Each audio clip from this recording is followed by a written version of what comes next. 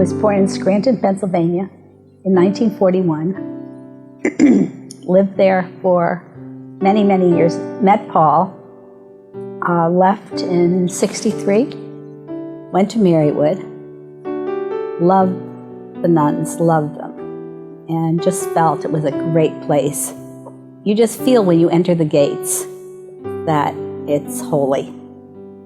Maybe I'm naive, but I just feel very special there. My mother was older than my dad, never knew that until much later, but very, very much in love. And my dad had cancer, my mother took care of him, helped him walk, and it was beautiful. I think I learned a lot about marriage from them. Well, I was, born in Scranton, 1941, went to Central. Which is where we met. Then I went to the University of Scranton, but really I spent most of my time over in Marywood. That's not true. At that time, most of the University of Scranton students spent their time over at Marywood. Why do you waste your time over at the University of Scranton? And we dated, and I can remember what he was wearing when I said, this is what love is. Beauty, intelligence, warmth, hanging around those nuns, trained by the nuns at Marywood. What could be more perfect than that?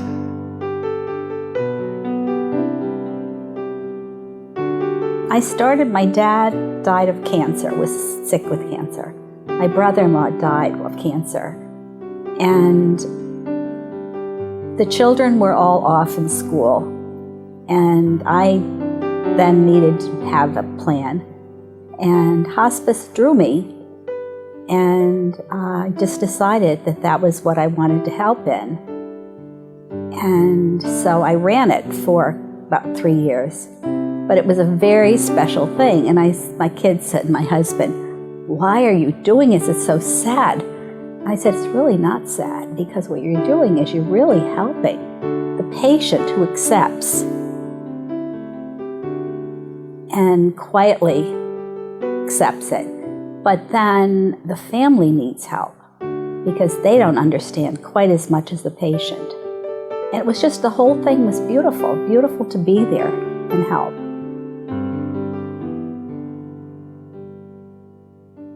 My heart rules me, and I feel very comfortable. I think it's the right place to be. We spent years working on the chapel just to get that chapel put together, and it was all over the place.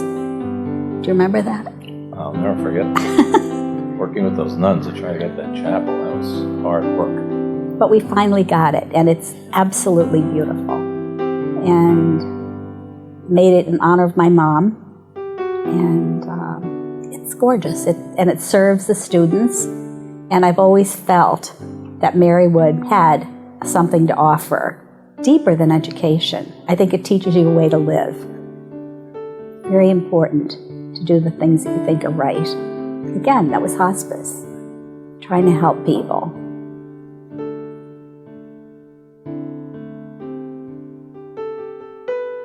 So we were all together, President Clinton, my husband, and me.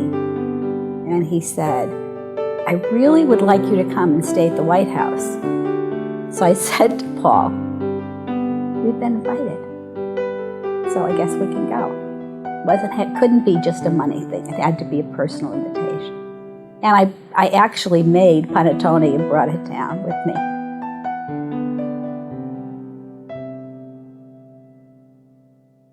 I don't think in terms of me getting back, but I think in terms of what we can project and what we can do to make a difference.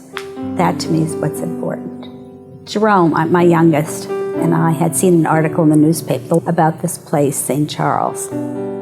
And it is run by nuns.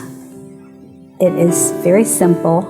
It's a place where children are placed while the parents are getting their lives together. And it's an orphanage, basically. Each of the kids' beds have their own toys, and it's just very, very heartwarming. And I've been involved with Jerome for 25 years, just because it was so real.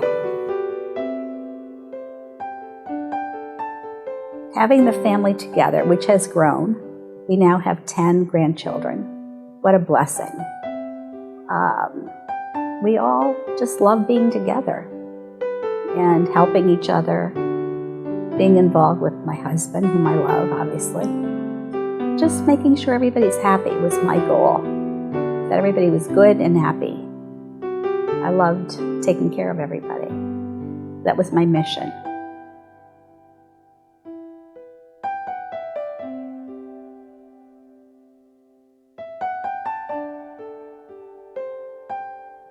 I love her more than anything. I always tell her that.